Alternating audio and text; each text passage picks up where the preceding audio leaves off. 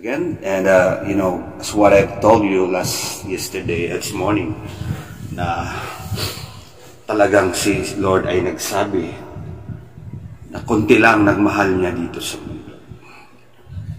Lahat ng usually all the people right now is so busy sa mga ginagawa nila. We're not busy with the kingdom of God. Sometimes we're so afraid because of this pandemic. You know why God allows this kind of situation? Because this is a wake-up call for us that we should return to our first love to Him. We should go back to Him and serve Him faithfully. You know what? God's love is it's really beyond our comprehension. His love never fails.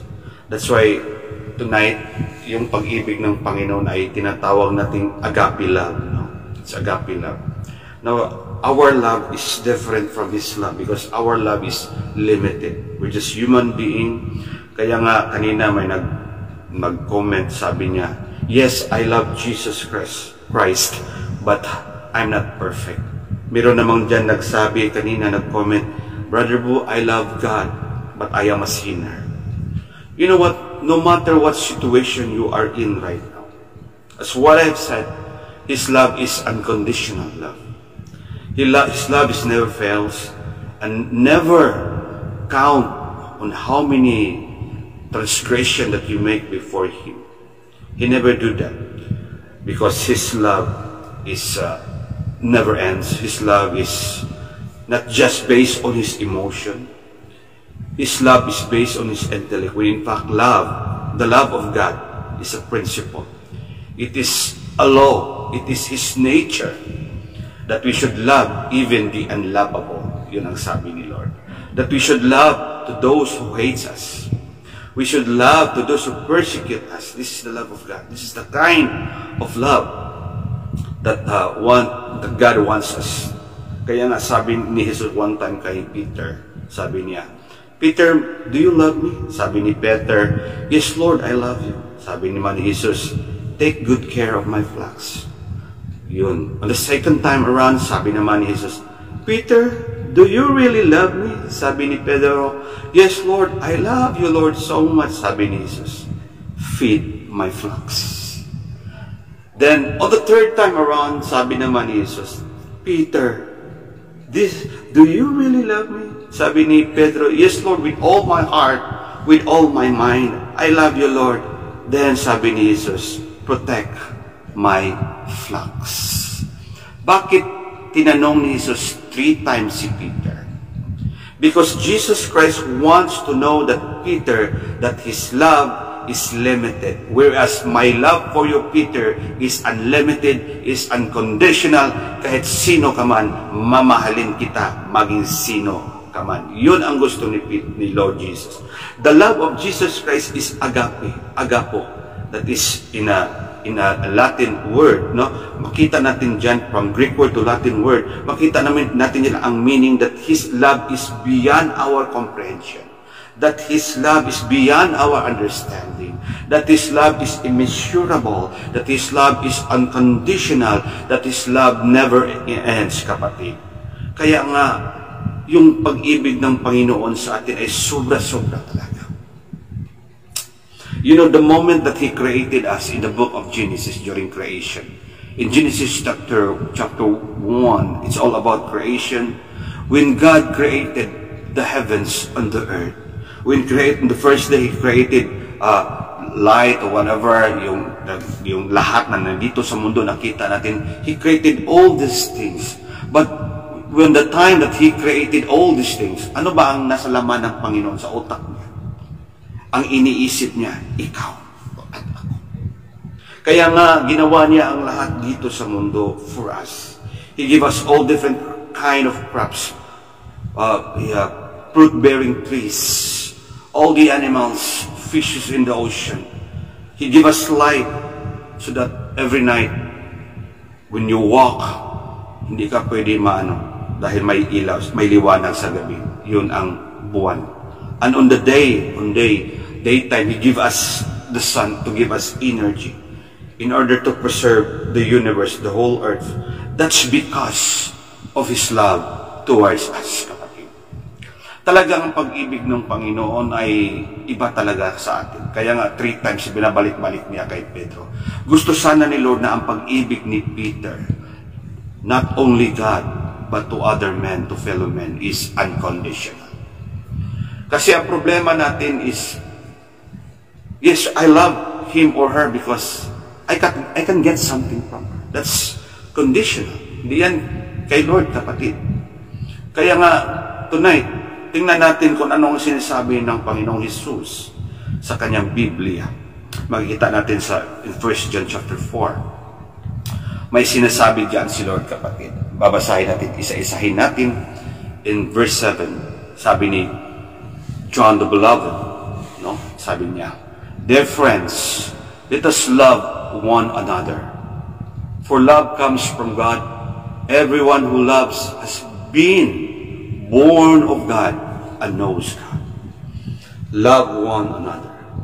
And this kind of love that we're going to show is our love to our neighbors, to our relatives, to our friends, to our brothers and sisters in the Lord. Dito pa lang, marami nang hindi nakapasar dito. Because usually what is in our heart is hatred, grudges, and even complacency. Yung heart natin is we always keep record for wrongs, especially to those people who hates us, to those people who hurt us. We keep always record for their wrongdoings, and we even put pain or sadness or anger in our heart. But ang sabi ni the Lord, let us love one another. In 1 Corinthians chapter 13, kahit ano ka pa, even you're good in preaching, even you're good in giving, but without love, it's nothing.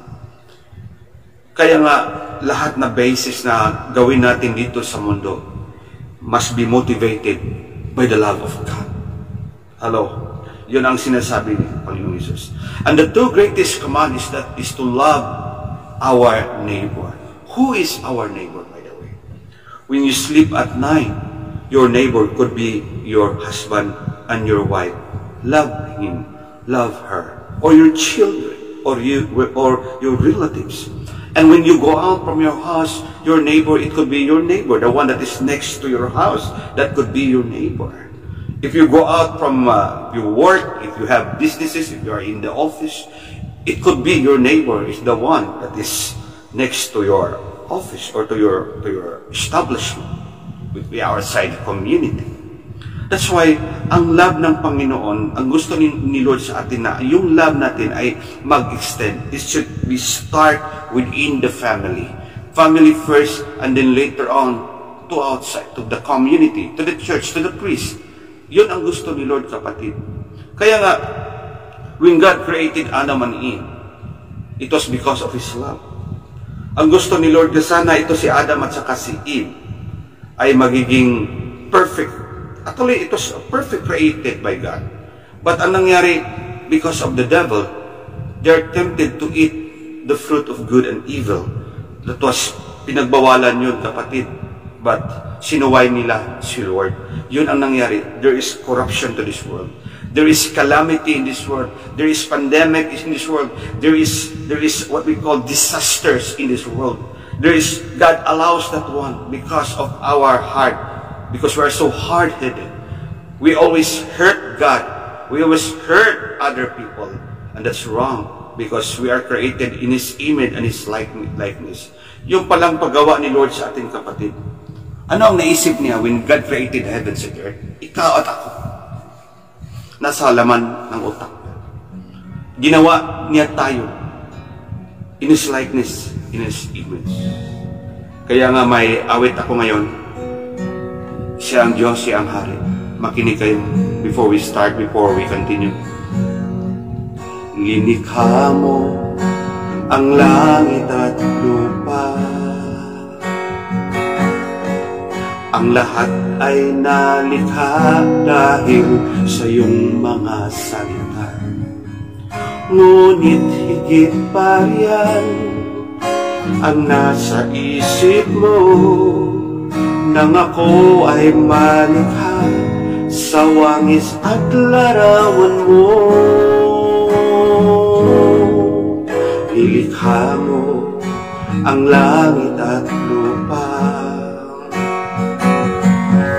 ang lahat ay nalikha dahil sa iyong mga salita. Ngunit higit pa riyan ang nasa isip mo, nang ako ay malikha sa wangis at larawan mo. Ikaw ang Diyos, ikaw ang Hari, Panginoon sa habang panahon. Ikaw ang Diyos, ikaw ang Hari, maghari ka magpakailan paman. Mahal tayo ni Lord, nilikha tayo because of His love. Amen. Narito kami ngayon sa iyong harapan, sumasamba, nagpupuri sa iyong kabanalan. Lahat ng mga labi ay magsasabi, ikaw ang Diyos. Lahat ng tuhod ay luluhod sa iyo. Ikaw ang Diyos, ikaw ang Hari, Panginoon sa habang panahon. Ikaw ang Diyos, ikaw ang Hari, maghari ka magpakailan paman. Ikaw ang Diyos, ikaw ang Hari, Panginoon sa habang panahon. Ikaw ang Diyos, ikaw ang Hari, maghari ka magpakailan paman. Maghari ka magpakailan paman.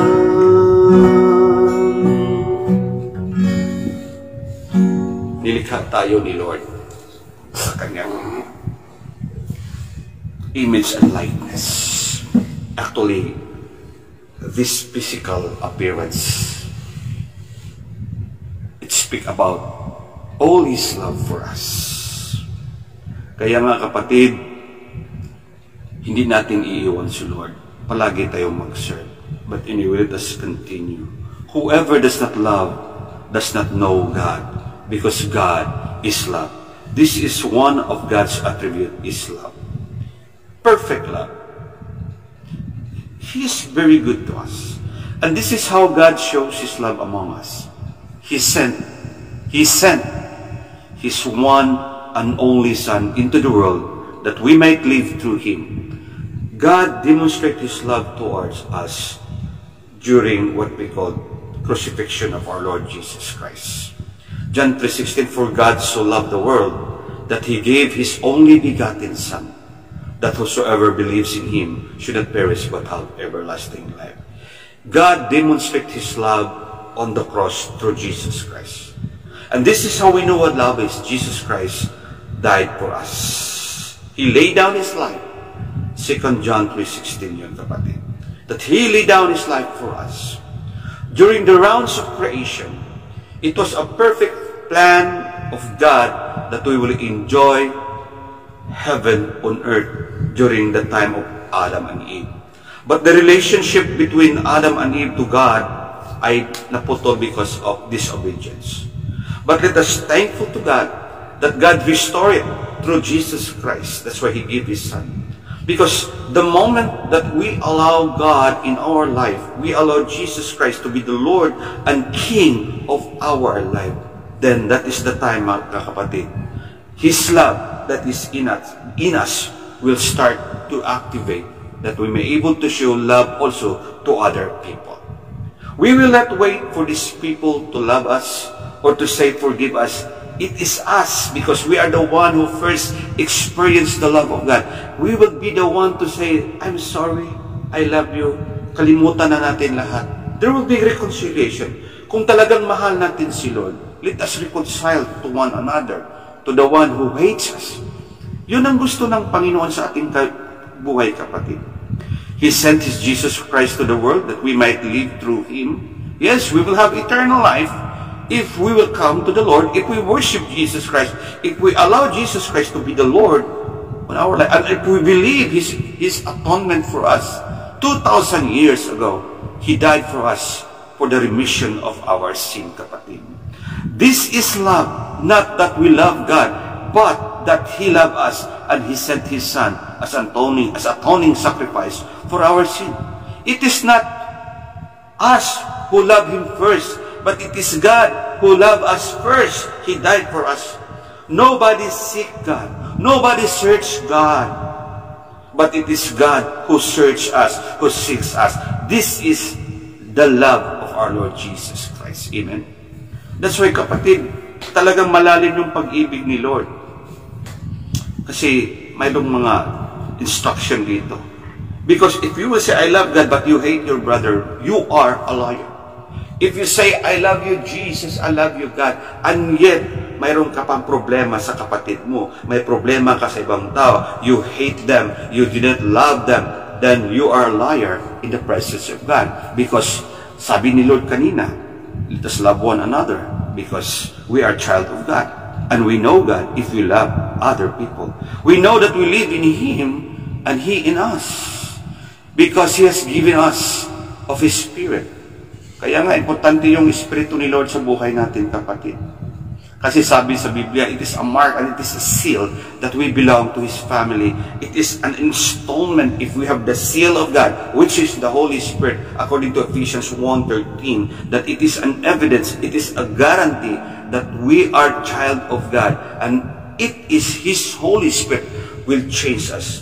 Because the love of God is a grace from God. We don't know nothing. Wala tayong ginagawa eh. The moment na lang that we believe on Him and read the Bible and accept Him and be faithful Catholic, doon mag-umpisa yung mag-operate yung love ng pag-ibig ni Lord sa buhay natin. And we could display love also to other people. Okay? Because He gave us of His Spirit. And we have been testified that the Father has sent His Son to be the Savior of this world. Jesus Christ is the Savior. We cannot save ourselves actually. Because we are sinner, we're just a filthy rags. We are just, sa paningin pa lang ng ibang tao, kahit sa mga angel, tayo ay hindi worthy to be saved. But because of the love of God, maging sino ka man, even you're a prostitute, even you are a drug pusher or a drug addict, even you are an atheist, Jesus Christ died for us. Our going to do is to respond to His death and His love and His demonstration of love towards us. And after that, you will know also, because the fruit of the Holy Spirit will activate in our life. The love, faithfulness, self-control. Mag-activate yun sa buhay natin, kapatid. And we may able to forgive others and to show love. Because there is changes within us if we allow God in our life. Amen? Now, in dito na tayo sa 16, okay? God is love. Ito yung sinasabi. Whoever lives in love, lives in God. Kung ikaw ay namumuhay sa pag-ibig, namumuhay ka rin kay Lord. Tingnan niyo. Di ba ang tao na puno ng pag-ibig sa kanyang kapwa-tao is a person who experienced the peace of God and peace of mind.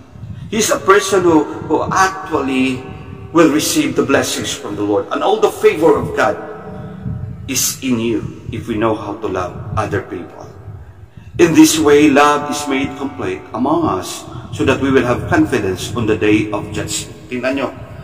A while ago, 2 days ago, I talked about judgment, the second return of Jesus Christ. Bakit tayo takot? Bakit takot tayo sa pighatian o tribulation period? That time will come. Bakit takot tayo na appear si Jesus Christ in the sky. Because ang problema natin, wala tayong pag-ibig sa puso. We are not confident to face God because we hate our brothers, we hate our neighbors, we hate our relatives. Even we hate our priest and our pastor if you're a Protestant. There is hatred in our heart. That's why we are so afraid of these end times. But if you know how to love, if you know how to demonstrate the love of God in your life, then it is a confidence, no? It is trustworthy word that is in us. Then during the judgment of the Lord, we are confident to face God face to face. Amen? In this world, sabi ng Panginoon, because in this world, we are like Him. Kaya nga kailangan natin yung pag-ibig ng Panginoon, i-demonstrate natin ang pag-ibig ng Panginoon sa kapwa-tao. Bakit kapatid? Because in this world, we are like Him as a children of God. Kung si Jesus Christ is humble, Mama Mary is humble, if the Lord Jesus Christ is slow to anger, if Jesus Christ is slow-spoken kind of a person because He was once a human being like us, then we will be like Him. If He is full in love, sana ganun tayo kapatid. May kasabihan, di ba? Di ba? Yung may kasabihan na, if your son is like that, then ganun din ang ama. No? So, we should be, supposedly, tayo ang mga copycat ni Lord, kapatid. Pero hindi ganun ang nangyari sa atin. In this way, love is made complete among us. Will confidence. So, 18, there is no fear in love. There is no fear in love. Pag ikaw ay puno ng pag-ibig ng Panginoon, you will not be afraid on what is going on with this world. You will not be afraid about your future because there is no fear in love with God and in love with your neighbor. Ang nangyari ngayon, takot tayo sa mga pangyayari ngayon. God allows this pandemic. God allows that there's always calamity in the Philippines. Anong nangyari sa Marikina, sa Rizal, sa Pasig? Di ba nag-overflow ang mga water because of sa bagyo? Bakit ina-allow yun ni Lord? In order to quicken our minds, in order to give us a message from Him that we should go back to Him. Sabi ng Panginoong Jesus, sabi ni Lord. Kaya nga sabi ni Lord, in my dream last night, only few loves me. That's why may nilagay ako doon, mahal mo ba si Lord? Maraming nag-comment, yes, I love Him. Yes, I love the Lord. Mayroon pang nagsabi doon, I love Him, but I am a sinner. May sabi ba doon, may nag-comment, I love Him, but it is incomplete. Tama naman yung sinagot natin lahat. But God does not look at us like that. Even how failures, even ikaw ay hindi perfecto. Hindi naman tayo perfecto eh. Mahal pa rin tayo ni Lord. Sana makuha natin yung standard ni Lord. But we cannot make it without the help of the Holy Spirit. That's why we need the Holy Spirit of God. Because it is the Holy Spirit of God will quicken our spirit and our heart and our minds to fall in love. That is someone that is next to you, your neighbor, your relatives, your friend. And most of all, if the Spirit of the Lord is in our lives, we may be able to worship God with all our heart, with all our mind. Amen? Yun ang sabi ng Biblia. Do not be afraid. Pag ikaw ay anak ni Lord, ang yung pag-ibig ng Panginoon ay nasa puso mo, you don't have to be afraid. But perfect love drives out fear, because fear has to do with punishment. Tingnan niyo kapatid, the one who fears is not made perfect in love. You are not yet in love. Kaya nga matakutin tayo. Sometimes nga madamo tayo sa pera because we are not in love. If we really love God, if we really love our neighbors, then we have to support, we have to give to those who are in need. That's what the apostles did. 2,000 years ago, in the book of Acts chapter 2, verse 42 to 45, they gave, even they sell their property just to share, just to give other people. Ngayon nga, we are so greedy. One day, you will realize na lahat nating mga properties, even your savings account, one day you will realize na hindi na yan magamit. And you will not enjoy that one because someday you will lie down, doon ka na sa bed, nakahiga ka na lang palagi. At ang laging kinakain mo, lugaw in the morning, lugaw at noon, at lugaw at in the evening. Because wala na. Deteriorate na yung katawan mo. Wala tayong madala doon. When the Lord will caught up in the air, wala tayong madala property doon. Wala. It's nothing. It's useless. It's all in vain. Sabi ng Psalms 24 verse 1, ang sinasabi doon, kapatid, the Lord is the earth, and anything that is therein belongs to God, including the one who settle, or the one who live on this world, including you. Everything that we saw is God's property. Your savings account, your money is God's property. Hindi yan sa'yo. You're just a steward. You're just a steward of God's property. Yung bahay mo, hindi yan sa'yo. Yung anak mo, hindi yan sa'yo. Yung family mo, hindi yan sa'yo. Ang may-ari dyan si Lord. Kaya nga, kung magka-problema ng pamilya mo, you talk to the owner.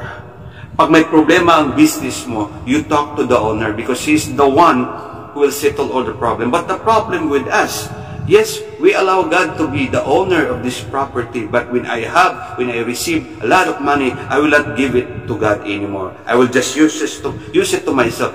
Yun ang tinatawag na ownership mentality, when in fact, we are not the owners of what we have. Someday you will gone. Someday we will die. When in fact, what happened to this pandemic? This is just a patikim lang sa scenario what will happen sooner or later during the day of persecution. We will be persecuted as believers in the Lord. At hindi na magamit yung pera mo, kapatid. If we love Him, yes, I love you, God, but and yet, I did not support the apostolate or the ministry of these people in the Catholic Church. Yes, I love God, but I don't even give something to that apostolate, to that ministry. I love God. Kapatid, hindi ganon. Because love is an action word. Yun ang tinatawag na agape love. His love towards us. Anong nangyari? Mayroong demonstration. Napako si Jesus sa cross. Love is an action word. If you will just say, I love my brothers, I love my kapitbahay, and you did not give anything, that is in vain. That's nothing in the sight of God. You have to move. You have to quickly give something to that person that is your neighbor. That is how we demonstrate the love of God, because love is an action word to demonstrate out to our neighbor. Yun, kapatid. Yun ang sinabi na ating Panginoon sa Biblia. We should not fear. There is no fear in love. But perfect love drives out fear. Because fear has to do with punishment. Okay? The one who fears is not made perfect in love. May tanong ako sa inyo. Takot ka ba sa mangyari mo? Takot ka ba sa future mo? Takot ka ba na ikaw ay later on magiging matanda? Kumukulubot ang yung mukha mo. Takot ka ba na yung property mo ay makuha sa iba?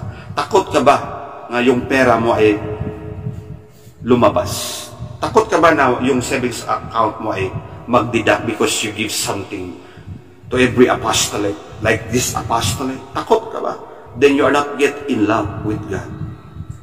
Yun ang tama. We love because He first loves us. If anyone says, I love God, yet hates his brother, he is a liar. Ito na.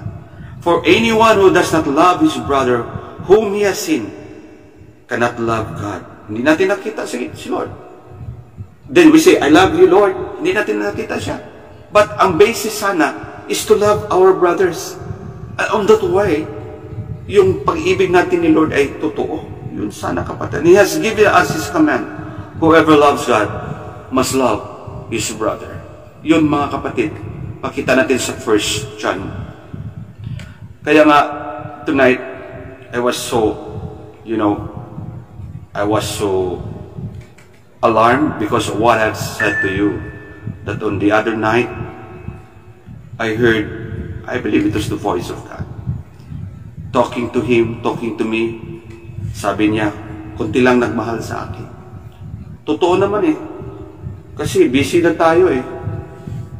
Wala na tayong time to devote ourselves in prayer.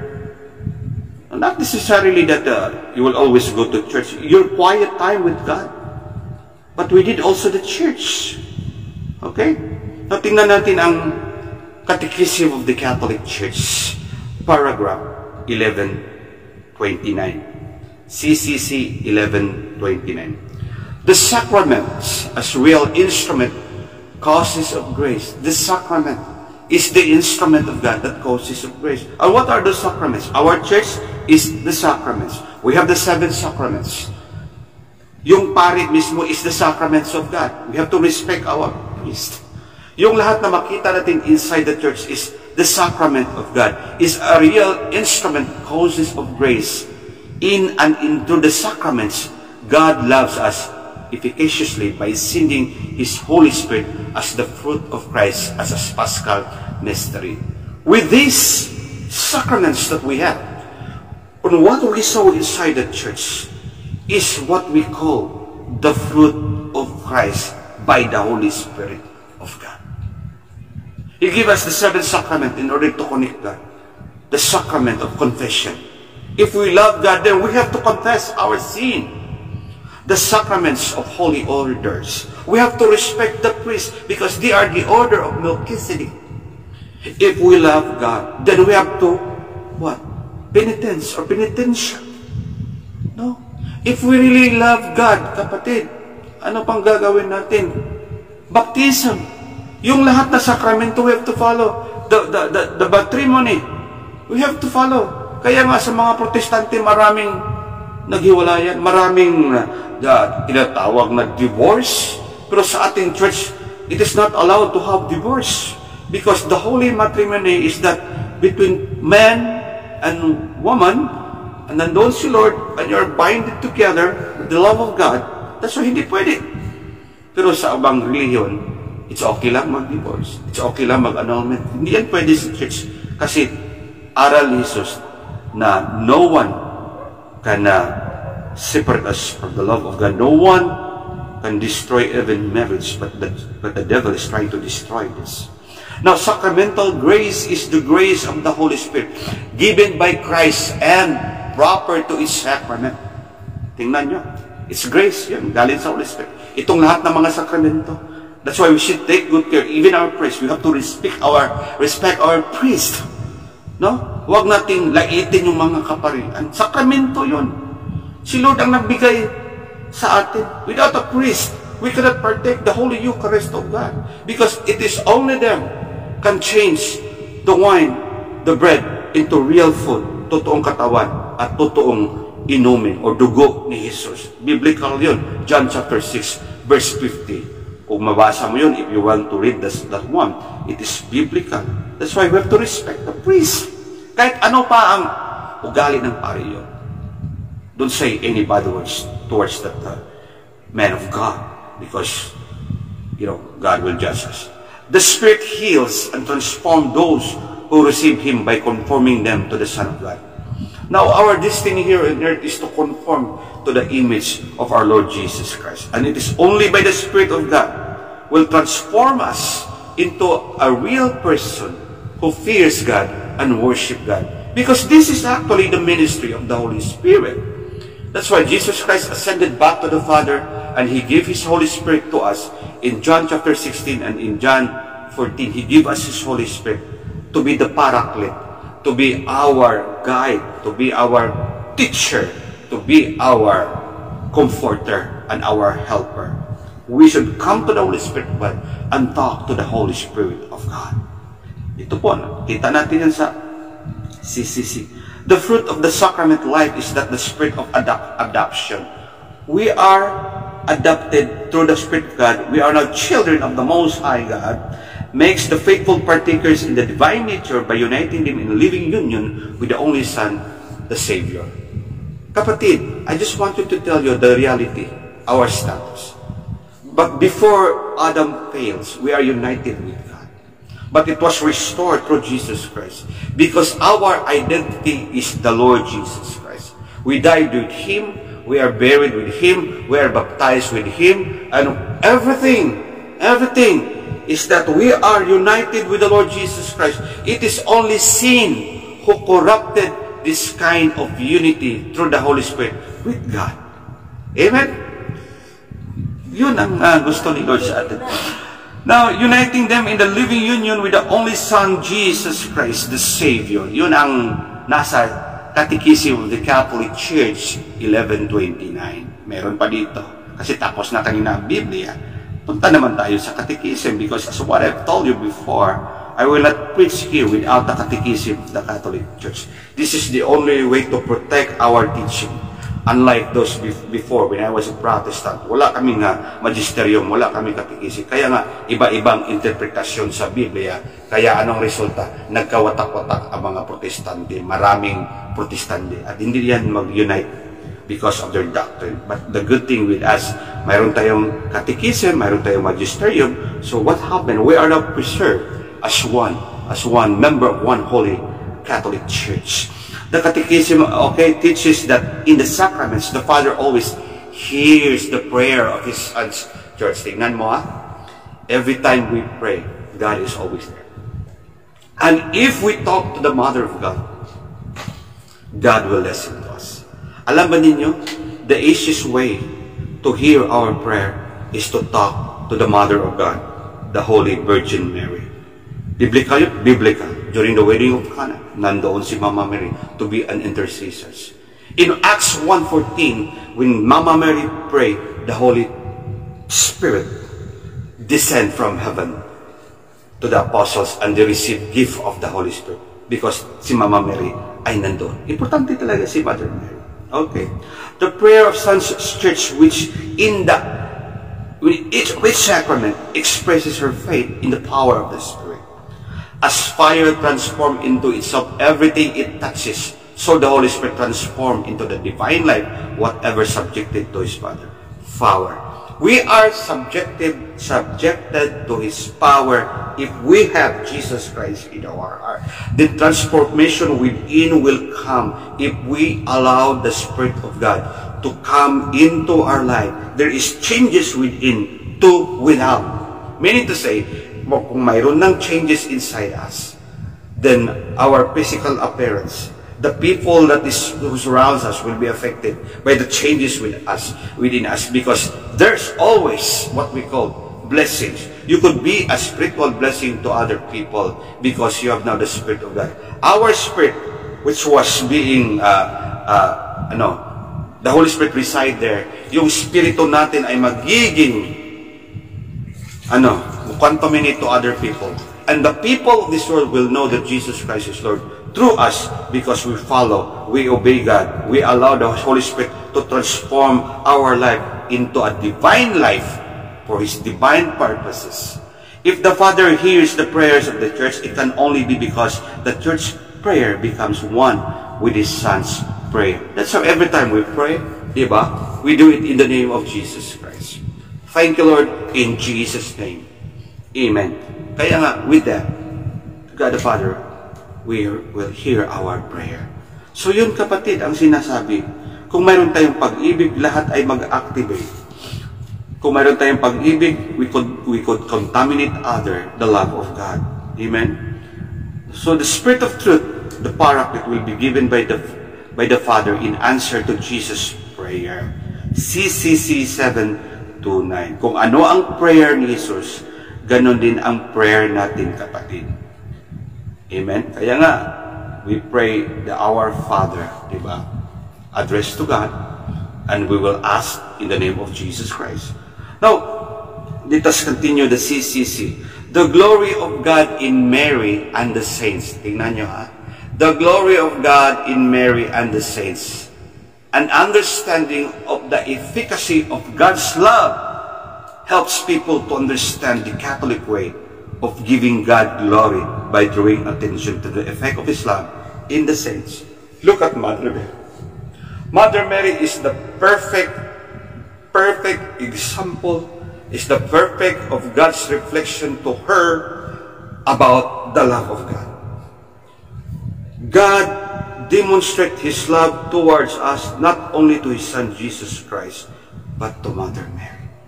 When Mama Mary says, yes, be it unto me. Diba? Fiat mehe, verbum secundum tuum. Be it unto me according to your word.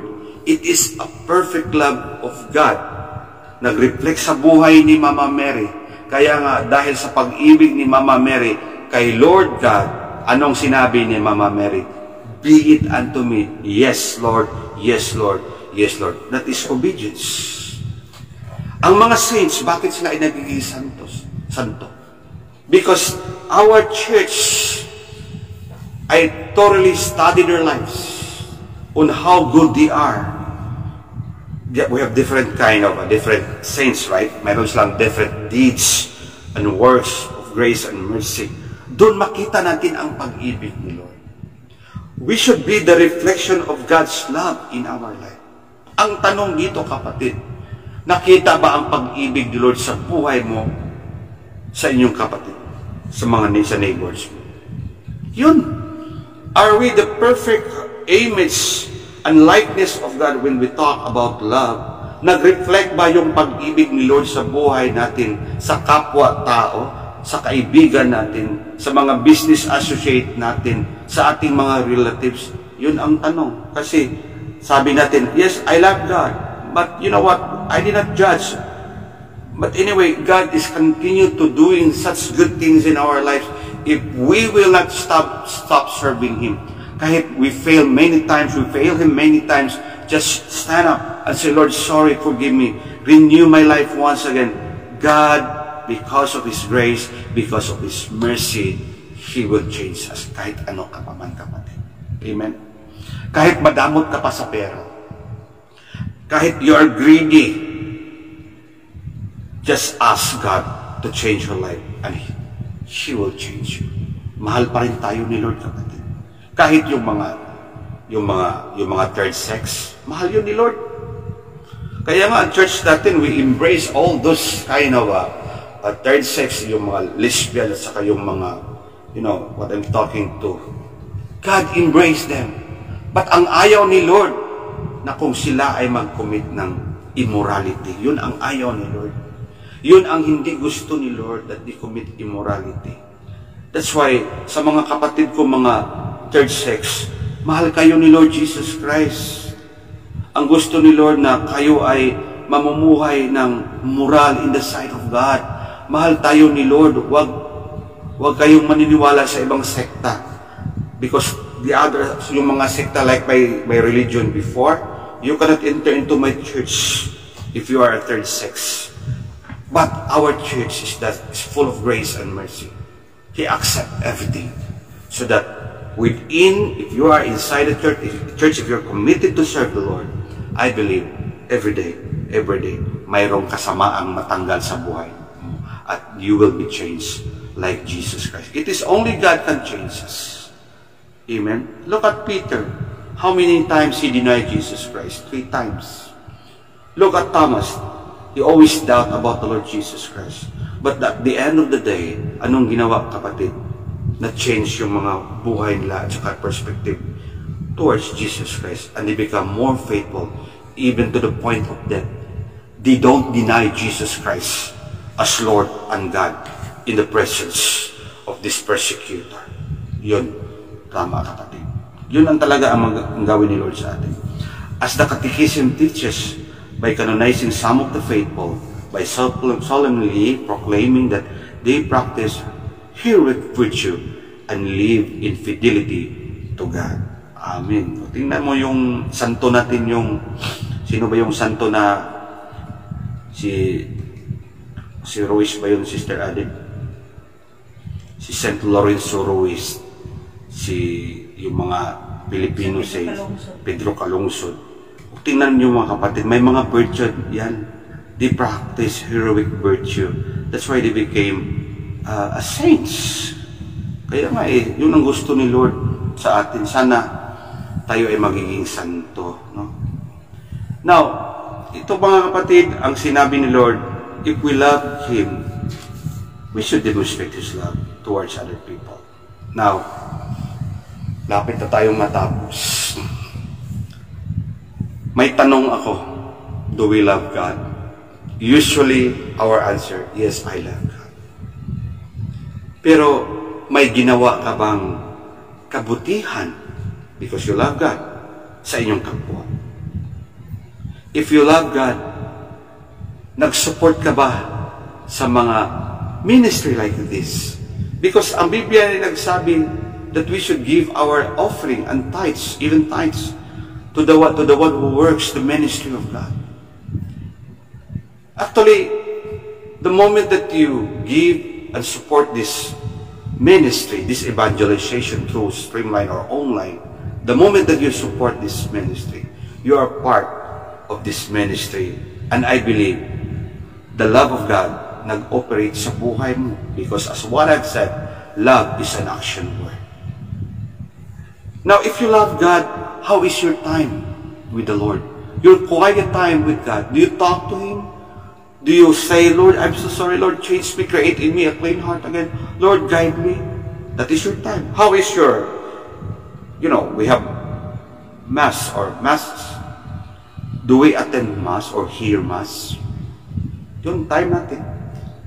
Anong sinasabi ni Lord? He must be our priority in life.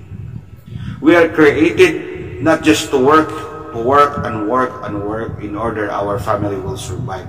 We are created by God for a purpose, is to serve Him and to glorify His name. Kung ang tao, ito ang pinaka-tragedy na mangyari sa tao. Pag hindi mo alam yung purpose ng buhay mo, why you are here on earth, yun ang pinaka-tragedy na mangyari sa iyo, kapatid. How is our talent? Do we use our talent for God's services, for God's purposes inside the church? How is our treasure? Do we love God? Yes, we love God, but I don't give anything to God and even to some different apostolate. Yes, I love God, pero madamot pa rin tayo. That is not love. That is conditional love. But the love of God is unconditional. Yun ang totoong pag-ibig, kapatid.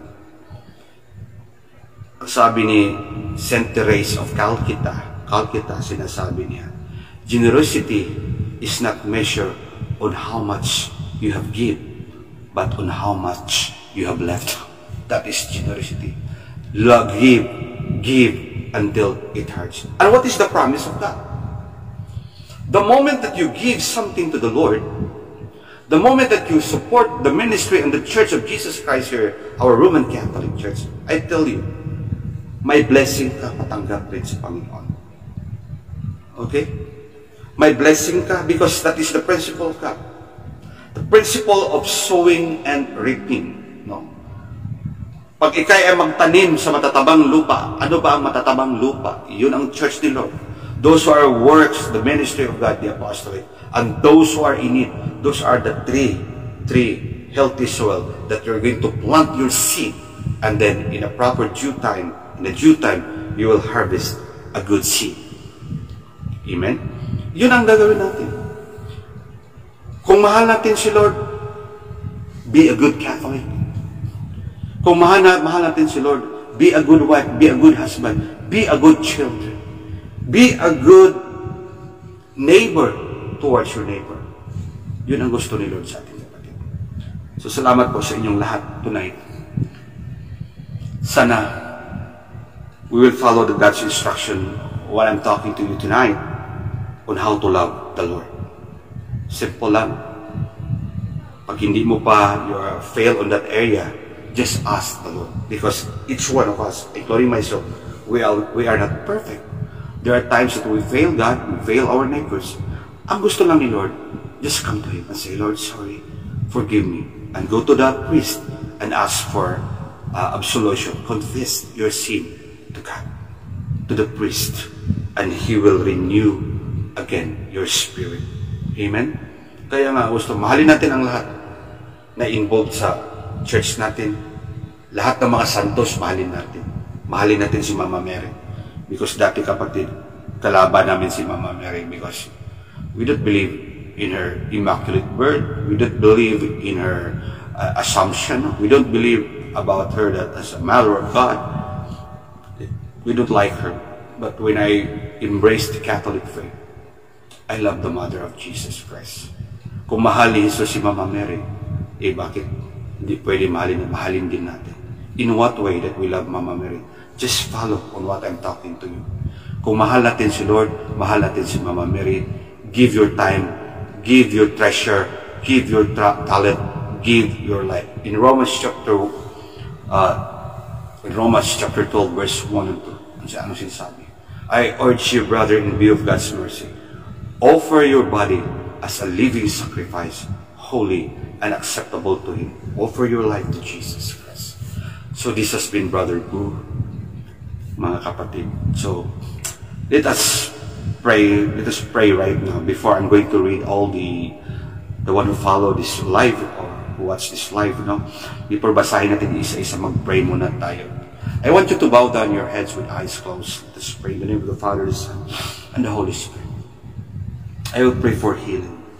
Father God, in the name of Jesus Christ, I pray to those who are in pain right now because of the calamities in Manila, in Marikina. Lord, isupply mo ang mga needs sa mga tao doon na nagsuffer with this bagyo, with this typhoon. Nag-overflow yung water doon, kapatid, Lord, at wala silang matitirahan, Lord. Sana, Father God, in the name of Jesus Christ, the government will act and provide shelter for them. And I pray that those people who are victims of this typhoon, ma-provide yung mga needs nila, yung pagkain, lahat na, Panginoon, yung katawan nila, i-protect mo, Panginoon. I pray to them right now, Father Jesus. I even pray to my brothers and sisters who is watching right now, who suffer pains, ailment, and sicknesses.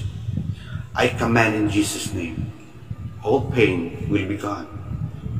Yung diseases mo, kapatid, na talagang you suffer for so many years, this time, I'm going to cancel that one in the name of Jesus Christ of Nazareth. No more pain. Be gone in Jesus' name. Yung pain mo ay lalaya sa pangalan ni Jesus. To those may mga karamdaman sa kanilang likod, back pain, I pray for healing. Touch them, Lord Jesus Christ, with your angel Saint Raphael, the healer of God. I even pray, Father, yung may karamdaman sa kanilang tiyan ngayon, it will be restored by the power of Jesus' name. Yung stomach mo ay mag-restore. Be healed in Jesus' name. In Jesus' name. Pag ikaw, yung mga karamdaman na you encounter, you experience for so many years, at hanggang ngayon ay nandun pa rin ang kirot. Tonight, I declare by the power of Jesus' name, all pain will gone. Yung headaches mo, yung vertigo, yung migraine headaches mo, will be gone by the power of Jesus' name. Be healed, receive by the power of Jesus' name. Thank you, Father. Thank you for your goodness. We love you. We glorify you. Even though there are times that we fail you, but we will never stop in serving you as our Lord God and Master in our life. Thank you so much, Mama Mary. Hear our prayer. Angel of the Lord, hear our prayer. Lahat ng mga saints, hear our prayer. It will ascend to the throne of God like an incense, a sweet aroma, because our prayer is a prayer where for God's glory and for the glory of His church. Thank you so much, Father, in Jesus' name. Mga kapatid, salamat po sa inyong pagtangkilik or watching this video, and we would like to inform you that yung YouTube subscriber ko ay I think nag-reach ng 1,000 maybe this day. 1,000 already na. 1,000 already? So, by that, because 1,000 na tayo, we can have, the YouTube company will allow us to have live, mag-live tayo sa YouTube at the same time, simultaneously sa Facebook Live, no? Magkaroon tayo ng live because yun talaga ang gusto ko. But I'm praying for yung higher processor sa laptop kasi ang laptop ko na ginagamit ngayon is only Intel Atom, good only for Word, for presentation, but hindi pwede itong gamitin during YouTube Live kasi mahina talaga. I'm praying for iCore or i5 and i7 core sa laptop, no? Sana God will grant this. Help me in prayer. Or if you want to donate something for this evangelization, just message me dito sa Facebook, no? I-message nyo ako sa Messenger or contact my number 0920-5951-000. Again, 0920-5951-000. Tatlong zero, kapatid. And also, continue to subscribe my YouTube channel. Ang YouTube channel ko is Bu Gakrama TV. Pindutin nyo yung subscribe buttons and later on ma-add yung subscription nyo hanggang pupunta tayo sa 1 million subscribe.